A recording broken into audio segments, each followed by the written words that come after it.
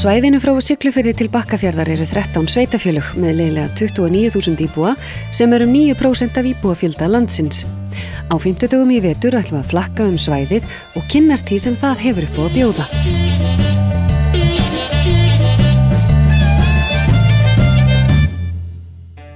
Í þessum þætti og flakki okkur frá Siglufirði til Bakkafjarðar ætlum við að beina sjónum okkur að samgöngum. Segja má að samgöngur gegni lykilhlutverki í byggðaþróun og greiðar samgöngur séu ákaflega mikilvægar fyrir vöxt og viðgang byggðarlaga. Framkvæmdir sem tengjast samgöngum eru hins vegar iðulega mjög kostnaðarsamar og forgangsröðun verkefna því oft mjög umdeild. Jarðgangaframkvæmdir hafa verið umdeildar og verða sjálfsagt áfram ókomna tíð.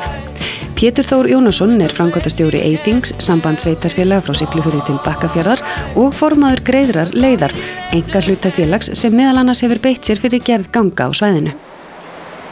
Við horfum á svæði, þá eru göng, það eru Strákagöngin við Siglufjörð, svo koma Héðinsfjarðargöng sem tengja Siglufjörð og Ólafsfjörð og síðan Múlagöngin og nú þetta eru upptalin göngin á svæðinu. Það hefur nú verið ansi umdeilt oft á tíðum, svo ég taki nú bara ekki svo djúpt í árina.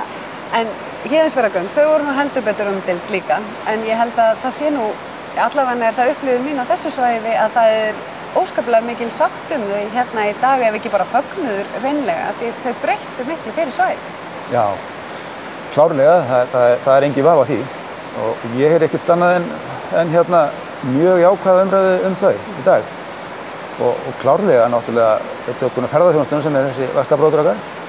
Þá náttúrulega augljóslega hafa þau nýst gríðarlega vel í tengslu við ferðaþjónustu því að þetta er eftirsótt leið í ferðaþjónustunni. Og kannski ólíkt því sem að margir sögðu á sínu tíma sem var að Siglfirðingar geti nú sloppið frá þessum bæ, þá er eiginlega umræðan í dag hvað við erum heppin hérna í Eyjafirði að hafa grætt Siglufjörð. Já, það er klárlega þannig. Þetta eru þetta á báða bóga og þannig er það yfirleitt. Já, þau virki báðar áttir. Það virki báðar áttir og þannig menn svona þetta er. Já, fyrir utan það að gera þessa leið yfir í Skagafjörð síðan. Já, það er aðra leið þarna, svona milli. Ég er alveg viss að það eru fleiri Akureyringar sem versla á Siglufirði núna en þeir gerðu áður. Já, ég þekki það. Ég kem við í bakaríinu og fiskbúðinni. Já. Svo til dæmis og fleiri búði jafnvel. Hverju breyttu Héðinsfjarðargöng fyrir Siglufjörð? Þau breyttu rosalega miklu og kannski mun meira heldur en flesti gera sig grein fyrir. Ég held að bæjarsjóðbúar séu nú alveg búin að átta sig á því en hérna kannski samfélagi í kring eða Íslendingar almennt hafi kannski ekki fattað. Það eru við komið með bara menntaskóla á hliðina okkur til dæmis sem að heldur inn í Ólafsfirði sem að heldur náttúrulega þá krökkunum lengur á svæðinu og kannski á mikilvægustu árum þeirra til þess að mynda tengslin við samfélagið og velja sér stað til þess að búa í framtíðinni. Svo náttúrulega tengslin við Akureyri og Eyjafjarðarsvæðið í heilsinni. Það er náttúrulega afar mikilvægt að hafa náð þeim tengslum. Fyrir ferðaþjónustu hefur þetta náttúrulega bara hreinlega sett Siglufjörð á kortið aftur, eða ekkert aftur, bara á kortið, þetta var ekkert á kortinu í rauninni. Þannig að þetta er að hafa rosalega víðtæk áhrif. Göngin út á Siglufjörð, þau hafa virkilega mikið að segja fyrir okkur. Þau hafa í rauninni gert það að verkum að Dalvík hefur færst til. Hún hefur færst að miðju Eyjafjarðar í stað þess að vera við utanverðan Eyjafjörð vegna þess að það er búið að bætast við þéttbýli hérna utan við okkur sem er Siglufjörður. Mjög skemmtileg og frábær viðbót. Og við viljum auðvitað sjá það gerast að í auknum mæli, það gerist nú þegar, en að í enn auknum mæli þá verðum samvinnu að ræða, bæði á milli sveitafélagana, milli íbúanna, milli félagasamtaka og að fólkið svona blandist betur. Þetta er auðvitað búið að vera mjög einangrað svæði hérna fyrir utan okkur og svolítið gaman að hvað gerist þegar verður að opna svona svæði sem hafa verið einangrað. Vegna þess að það skapar svo óbúslega mikið af möguleikum, mikið af nýjum möguleikum sem að við höfum ekkert fyrirfram endilega verið búin að sjá. En svo gerist þetta svona. Við græddum eiginlega Siglufjörð. Alveg rosalega. Við græddum svo Siglufjörð hérna í Eyjafirði. Well, it's all right. Riding around in the breeze. Well, it's all right. If you live the life you please. Well, it's all right. Doing the best you can. Well, it's all right. As long as you lend a hand. svo maður takir þetta pínu áfram, nú eru Múlagöngin orðin eiginlega bara barnsins tíma. Já. Og orðin hreinlega flöskuháls á þessu svæði. Verður það næsta verkefni? Já, ekki ætla ég að spá það kannski, en það alveg klárlega að það þarf eitthvað að gera þarna, það þarf að fara í einhverja verulega úrbætur. Þetta náttúrulega ennþá, af því að hinn eru náttúrulega nýtísku göng, Héðinsfjarðargöngin, þá náttúrulega tekur mér ennþá meir eftir þegar maður kemur í þessi, þennan flöskuháls þarna. Og sérstaklega heimamenn finna kannski miklu minna fyrir þessu, en þegar ferðafólk kemur þarna og veit ekki hvað í Skotlandi útskottir og svona, og það upplifir þetta alveg skelfilega. Já, fyrir utan það, ég hef nú lent í því bara á eigin skinni að festast inn í þessum göngum í umferðaröngþveiti og það er ekki skemmtileg upplifun, skal ég segja, með fullan bíl af börnum og að vera fastur inn í miðjum göngum með langa runa bílum í sitthvora áttina og það er ekki að gerast bara einu sinni og tvisvar. Sumt að svona þetta leysa auðvitað, en þetta klárlega, þau eru svo sannarlega barn síns tíma. En svo kannski það sem kannski miklu verra í þessu að við sitjum þar eftir með slæmt snjóflóðasvæði sem mér finnst þetta er miklu alvarlegra mál og mjög dapurt að við getum losnað við það. Það er mjög dapurt fyrir fólk að þurfa alltaf að búa að aka með þessa hættu í þessu. Stanslausri ógn. Já. Og þá ertu að tala Múlann eða þann hluta Múlans? Já, ég er að meina Múlans. Eyjafjarðarmegin í Múlanum, sko. Þetta er viðloðandi.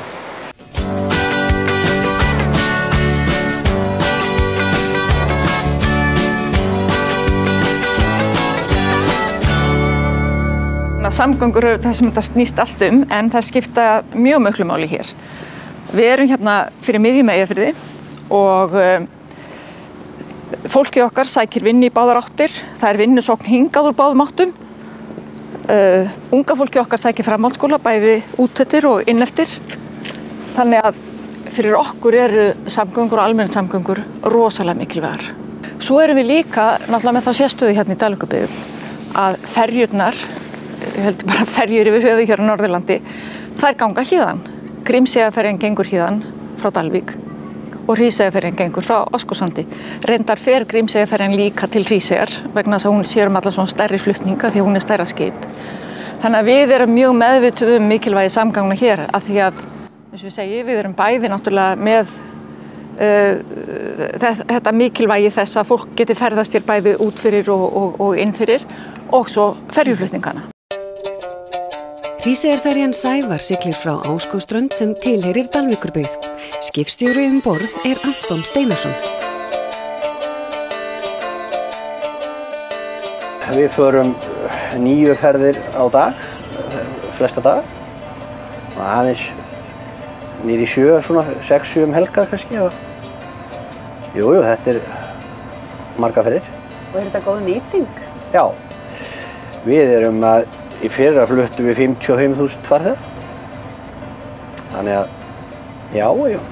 Og svona eins og bara í gær, sérðu 16. þá erum við með 70 farþegar. Já. Og það sé ekkert að vera, sko. En það hlýtur að skipta svolítið, bæði heimamenn sem er að nýta sér ferjuna bara eins og strætó og leiðin jafnvel í vinnuna eða hvað er? Já, og bara við náttúrulega sækjum alla þjónustu til Akureyrar og hérna, jú, einhverjir sækja vinnu og svo hérna, já, bara allt sem þarf að fara í búð og annað, eða sem sagt, já, leita til sérfræðing og heilbrigðisþjónustu og annað. Það er allt sótt í land. Og þið hljótið náttúrulega að fara með kost líka? Já, við gerum það. Það verður að gera það. Það verður að gera það. En það hljóta líka ferðamennirnir að setja eitthvað svip á ferðirnar? Já. Það er náttúrulega þessi 3 mánuðir eins og veist, sko. Til dæmis núna í júli þá voru 12.700 farþegar. Það er náttúrulega aðalega túristar. Þetta er náttúrulega hluti að vera mikilvægustu samgöngur í sig? Já. Og það er náttúrulega líka það, ég meina við erum rækstur á nættina, við erum líka sjúkrabíllinn við land, sko. Þannig að við, hérna, það fer allt þessa leið. Þannig að við þurfum gjarnan að fara kannski á nætur, nætur með sjúklinga og fólk sem veikist og annað. Upplifir fólk aldrei að það sé óbúslega háð þessari ferju? Jú. Og ég hef heyrt fólk segja að það, sko, það bara gat aldrei, það var kannski skrepp í bæinn og það fannst þið aldrei vera frjáls, sko, það var alltaf að hérna, hvenær væri næsta ferð og svona. En þegar nú 9 ferðir á dag þá, veist, þá tekur bara næstu, það er aldrei langt til næstu, sko. Þannig að þetta þarf nú ekkert að vera stressaði neitt, sko. En eru engir svona sem eiga bara sinn bát sem þeir fara á milli? Jú, það er fullt, nei, ekki svona á milli, menn hafa ekki gert mikið af því. Það er miklu þægilega að labba bara hér borð og geta sest hér inn og kíkt í blöðin og jafnvel á fréttinnar og annað, sko. Og þú hlýtur að þekkja allir eiginni? Já, það er óhjákvæmilegt annað. Eiga allir bíl, hvernig er það í Hrísi? Já, flestir. Nei, ekki flestir, það eru nokkrir, jú. Við það er nú aðeins fyrir djöflast í okkur út af þessu, en það eru vondviður hér eins og annar staðar og við erum kannski að sækja mikið Verslinn og Akureyri og annað. Við nennum ekkert einhverju hjólburi standi, sko. Þú veist, þetta er einhver rómantík fyrir einhverja ferðamenn sem koma hér á svona dögum, en fyrir okkur sem búum hér, þá er þetta bara lífsbarátta. Við eigum hér heima, vinnum hér, búum hér. Við erum ekki til í einhver svona trúðslæti, sko. Það er ekki, sko. En eru þá margir með bílana hér í eyjunni eða eru kannski einhver sem eiga bara bíl upp á landi? Já, það eiga náttúrulega flest allir bíla í landi, sko. Já. Og af því að þú náttúrulega kemst ekkert, það er ekkert neinar samgöngur eiginlega við ferjuna svona almennings, sko. Nei. Þannig að þú verður eiginlega að eiga bíl þar, sko. En þetta mest allt þessi bílar sem hér er, þetta er nú bara svona gamla druslu, sko. Sem er nú ekki mikli peningar í, sko. Nei. Ég sé að þú ert farin að gera þetta blindandi. Hvað heldur þú sért búin að gera þetta oft? Já, ég get alveg sagt þér að ég gerði þetta 3000 sinnum í fyrra. Og ef þú margfaldar það með 6, þá færðu það er búið að gera þetta nokkur sinnum. Hátt í 20.000 sinnum eða svo? Já, þetta það er búið að gera þetta oft. Dásamlega, þá segir ég nú bara takk fyrir farið. Já, verði ykkur að góðu.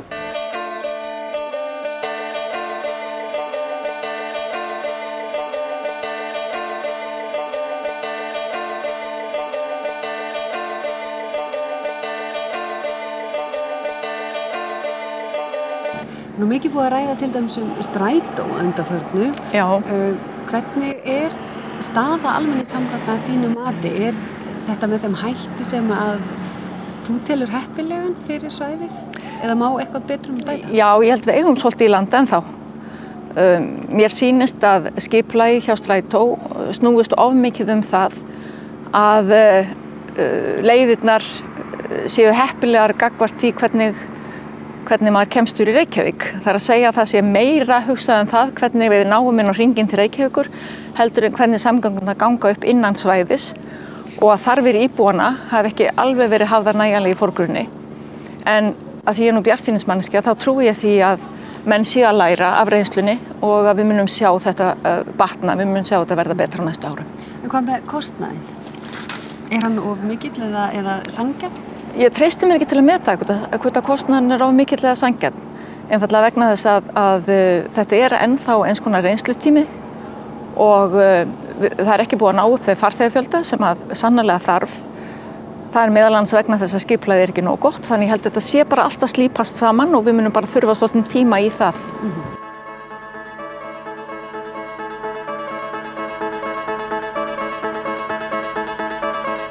Landsmenn virðast nýta sér reiðhjól í síauknu mæli.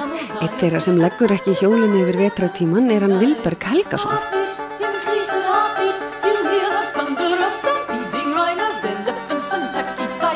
Hjólreiðar eru auðvitað hluti af samgöngukerfi okkar hérna á þessu svæði eins og annar staðar. Hvernig er aðstæða til hjólreiðaiðkunar sem samgöngutæki? Við byrjum hérna á Akureyri til dæmis. Akureyri er svolítið það sem að Reykjavík var svona 2006-05. Þar eru komin hjólreiðastígar, hérna eigum við bara útivistastíga. Þó að séu komin svona fín merki með myndum að hjólum á, þá erum við alltaf að deila þessum stígum með öðrum. Og ef við förum að hugsa hjólreiðar sem samgöngur, þá ertu ekkert að hjóla á 10 km hraða, þú ert ofta að hjóla á 20, 30, hérna 40 km hraða. Og þá viltu ekkert endilega deila stígum með konu sem heldur á hundinu sínum sem er þarna á spotti í milli eða barnavagn og línuskautar og bara allt sem er á stígum almenn. En aðstæður eru samt ekki slæmar. heldur og það bara hægt að gera betur og áður en að maður fyrir kannski óska eftir að verði heilt hjólreiðakerfi á Íslandi, þá er allavega á Akureyri allavega að segja. Það væri frábært ef allavega útvíðstastígarnir eru tengdir saman og mann fengir svona heildstæðan hring. En nýturðu hjólreiðarnar sem samgöngutæki? Já, ég nota reyndar bæði bíl og hjól. En ég nota, mér finnst alveg frábært að fara á hjóli og mann kemur miklu ferskari til vinnu og maður kemur svangari heim og það er allt betra þegar mann hjólar, má segja. Og finnurðu fyrir að það hefur verið orðið breytt viðhorf til hjólreiðamennskunnar sem samgöngutæki? Já, það er eiginlega það sem að má segja að sé aðal svona breytingin á Akureyri. Það er búið að fjölga virkilega þeim sem hjóla. Það eru þó nokkuð margir sem hafa hreinlega tekið upp bíllausan lífstíl því að náttúrulega Akureyri er til fyrirmyndar með strætókerfið sitt og bara stuttar vegalengdir. Þannig að það er allir rosalega jákvæðir fyrir því að reyna að nýta þetta. Þú sér það bara eins og á leiðinni hingað í dag mætti ég nokkrum á hjóli og þó nokkuð mörgum labbandi og enda fallegt veður en enga síður. Og þú fer bara á nagla? Já, og það eru þetta er bara svona cirka 300 litli naglar í hverju dekki. Það er ekki fræðilegur ég detti og meiði mig vegna hálku. Einu skiptin sem ég get slasað mér þegar ég stíg af hjólinu, þá er allt orðið flughált aftur sko. Þannig að það er rosalega fínt og bara búnaður sem hægt að fá til vetrarhjólreiða. Maður þarf að vera með vettlinga, maður þarf að vera í hlýjum skóm og maður þarf að vera með nagla og bara hvaða hjól sem er svo, það dugar.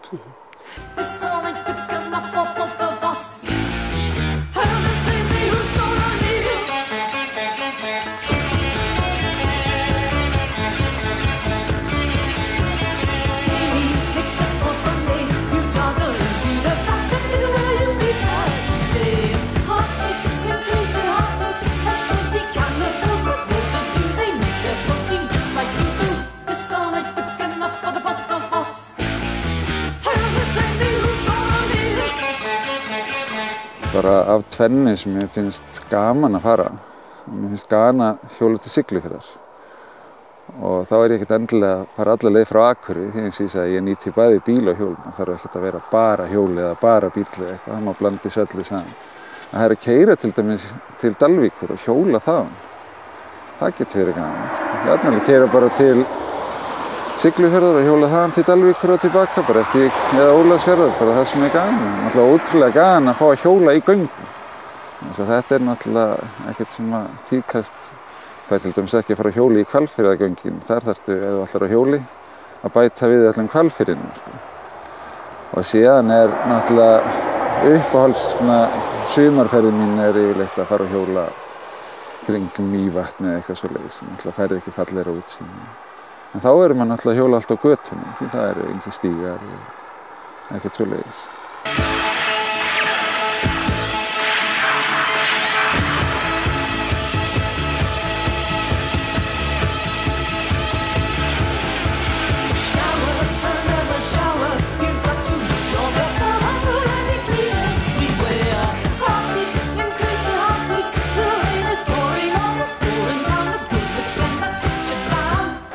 En svona ef þú horfir til framtíðar sem að hjólreiðar sem samskipt eða samgöngumáti hérna á þessu svæði, sér þið fyrir þér tækifæri og þetta komi til með að verða vaxandi eða er þetta kannski óraunhæft vegna fámennis og vegalengda? Nei, þetta er sko, við tökum til dæmis bara nýja miðbæðaskipulagi sem var kynnt fyrir eitthvað löngu síðan. Þá er bara gert ráð fyrir hjólreiðum í því. Það eru bara hjólreiðastígar og eru þið fyrstu hjólreiðastígarnir á Akureyri. Það er gríðarlegt pláss á Akureyri sem mætti nýta undir hjólreiðastíga.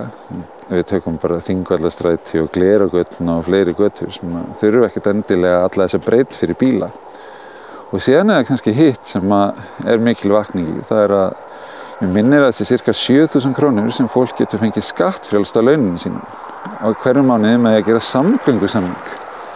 Það sem sé í staðinn fyrir að 7.000 skall á launinu að þú greiðir skatt á honum, þá verður hann skattfrjáls.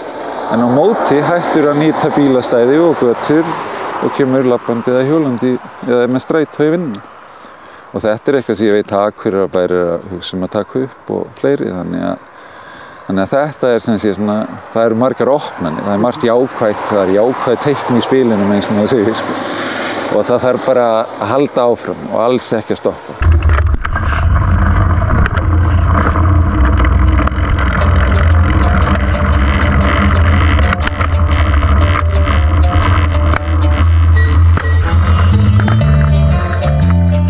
Bílaleiga Akureyrar er einhver stærstu bílalegu landsins með 3000 bíla í rekstri yfir sumartíman og 160 til 200 starfsmenn.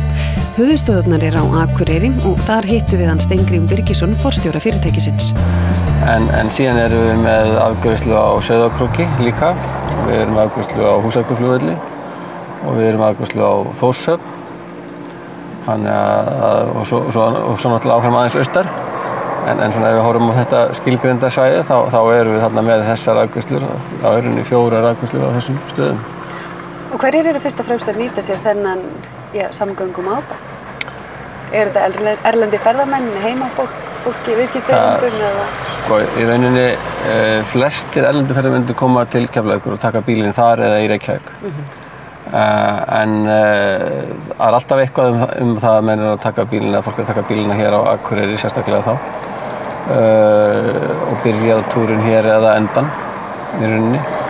En svona langmest er þetta rauninni viðskipti við Íslendinga sem eru að eiga sér stað hérna út á landi.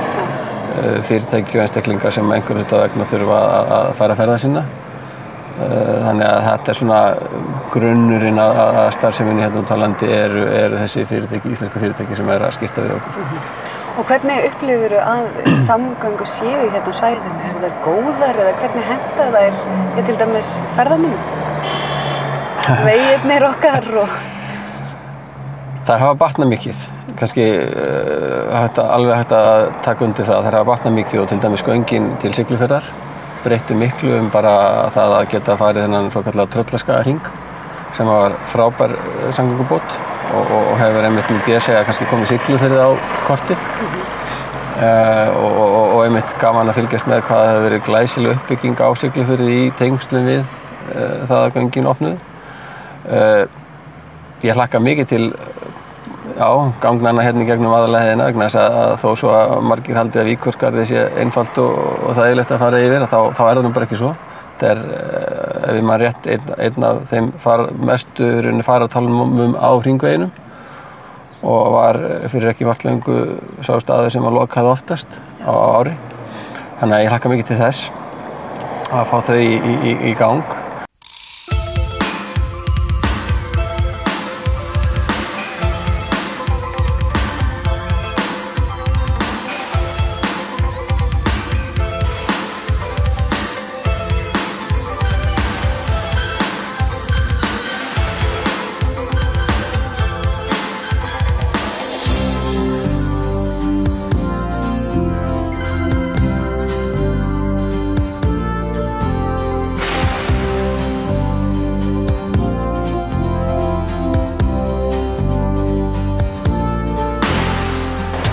Þetta verkefni var eitt af þeim sem var inn á svokallari jarðgangaáætlun sem Vegagerðin gaf út árið 2000.